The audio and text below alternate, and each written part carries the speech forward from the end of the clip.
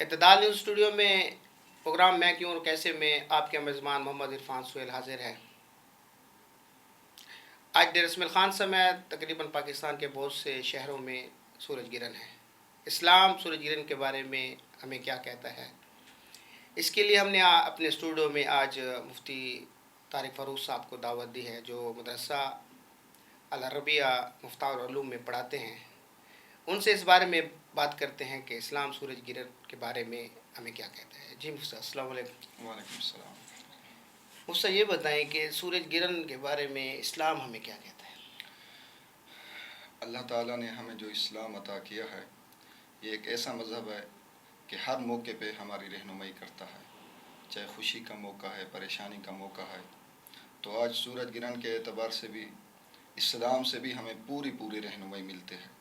رسول پاک صلی اللہ علیہ وسلم کے زمانہ میں آپ صلی اللہ علیہ وسلم کے صاحبزادے حضرت ابراہیم کا انتقال ہوا، اس وقت سورج گرہن ہوا۔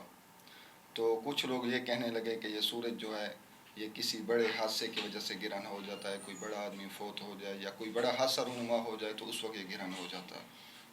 تو رسول پاک صلی اللہ علیہ وسلم نے اس موقع پہ اس وقت اپنی امت کی رہنمائی کے لیے ارشاد فرمایا، ان الشمس والقمر آیتان من آیات اللہ لا یخسفان لموت احد ولا لحیاتہ فاذا رأیتم ذلک فادعوا اللہ وکبروا وصلوا وتصدقوا، کہ سورج اور چاند یہ اللہ کی نشانیوں میں سے نشانیاں ہیں، یہ کسی آدمی کی موت کی وجہ سے یا کسی کی پیدائش کی وجہ سے گرہن نہیں ہوتے، اور جب یہ گرہن ہو جائیں تو اس وقت کیا کرنا ہے؟ تو رسول پاک صلی اللہ علیہ وسلم نے فرمایا کہ اس وقت اللہ کو یاد کرنا ہے، ذکر و عبادت میں مشغول ہونا ہے، نماز پڑھنی ہے اور صدقہ کرنا ہے۔ یہ اسلام ہمیں رہنمائی دیتا ہے اس موقع پہ۔ اچھا، اس سورج گرہن کے وقت یعنی ہمارے اندر بعض باتیں ایسے بھی مشہور ہو چکی ہیں، یعنی اور حاملہ عورتوں کا باہر نہ نکلنا، بچوں کا باہر نہ نکلنا، اس کے بارے میں اسلام کیا کہتا ہے جی؟ تو اس بارے میں یہ ہے کہ اسلام میں تو اس بارے میں کوئی ایسا حکم نہیں ہے کہ سورج جب گرہن ہو جائے تو عورتیں باہر نہ نکلیں یا بچے باہر نہ نکلیں۔ البتہ طب کے اعتبار سے ماہرین طب اور ڈاکٹر اگر واقعی یہ بات بتاتے ہیں کہ اس وقت سورج کی طرف دیکھنے سے آنکھوں کو نقصان ہو سکتا ہے یا حاملہ عورت باہر نکلے گی تو اس کو نقصان پہنچ سکتا ہے، تو اگر ماہرین طب اور ماہر ڈاکٹر یہ بات بتاتے ہیں تو ان کی اس بات پہ ہم عمل طبی اعتبار سے تو کر سکتے ہیں، شرعی اعتبار سے اس کے بارے میں کوئی حکم نہیں۔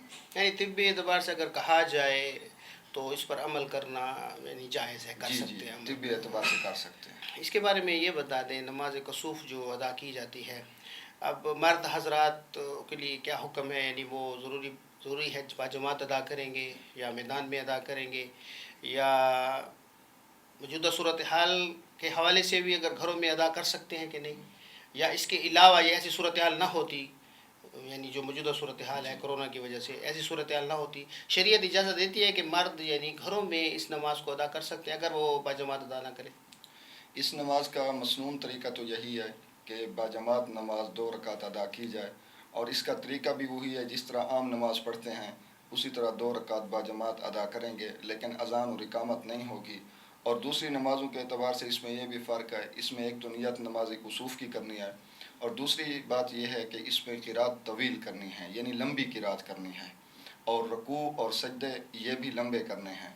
اور نماز کے بعد امام دعا میں مشغول ہو جائے گا، وہ دعا کرے گا امام، اور مقتدی آمین کہتے رہیں گے۔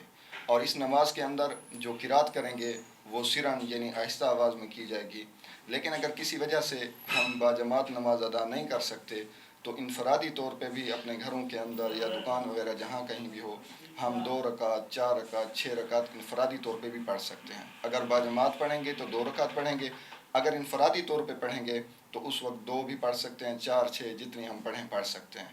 اور اسی طرح عورتیں بھی اپنے گھروں کے اندر 2 رکعت 4 رکعت جتنا بھی آسانی سے ہو سکے وہ بھی اس نماز کو یعنی نماز کسوف اپنے گھروں میں پڑھیں گی۔ تو اسلام عورتوں کے بارے میں جو ہے نا، اس نماز کے بارے میں عورتوں کے لیے کیا حکم ہے؟ وہ بھی نماز پڑھ سکتی ہیں؟ جی، عورتیں بھی اپنے گھروں کے اندر نماز ادا کریں گی، یعنی 2 رکعت پڑھیں، 4 رکعت پڑھیں، 6 رکعت نماز پڑھیں گی، اور نماز کے بعد ذکر و عبادت ذکر وغیرہ میں دعا میں تسبیح میں مشغول رہیں گے۔ اچھا یہ بتا دیں جی، اس کے لیے اور کوئی مسنون اعمال جو ہے سورج گرہن کے حوالے سے کوئی ایسے اعمال جو ہوں جو گھروں میں بھی کیے جائیں، جو بھی کرنا چاہیں اس کو کر سکتے ہیں؟ اس کے لیے علماء نے تقریباً 5 مسنون اعمال لکھے ہیں۔ سب سے پہلے تو جب سورج گرہن ہو جائے تو اللہ کی طرف رجوع کیا جائے، کیونکہ رسول پاک صلی اللہ علیہ وسلم کی سنت مبارک بھی یہی ہے کہ جب بھی آپ صلی اللہ علیہ وسلم کوئی تبدیلی دیکھتے، مثال کے طور پہ آندھی آ جاتی یا جس طرح سورج گرہن ہو گیا، ایک اہم تبدیلی ہے، بڑی تبدیلی ہے، تو آپ صلی اللہ علیہ وسلم فوراً اللہ کی طرف متوجہ ہو جاتے تھے۔ اور دوسرا عمل نماز ہے، جس طرح نماز کسوف ہے تو نماز کسوف پڑھنی چاہیے۔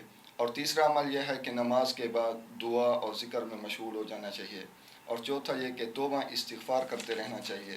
اور پانچواں عمل علماء نے یہ لکھا کہ اس وقت یعنی سورج جب گرہن ہو جائے تو حسب استعداد صدقہ بھی کر لینا چاہیے، کہ جتنی استعداد ہو آدمی صدقہ بھی کر لے۔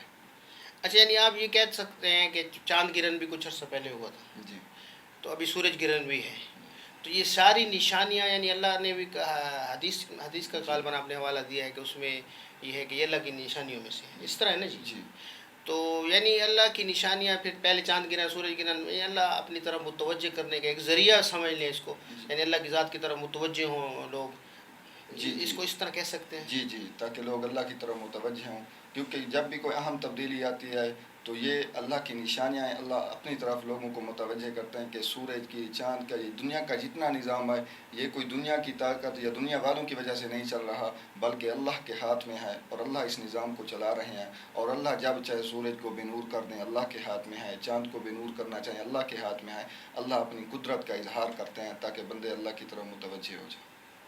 پوری کی پوری کائنات کا سارا نظام اللہ کے قبضہ میں ہے، اور اللہ جب چاہیں کسی بھی چیز کو بے نور کر سکتے ہیں۔ اللہ چاہیں چاند کی روشنی کو ختم کر دیں، اور اللہ چاہیں سورج کی روشنی کو بھی ختم کر سکتے ہیں۔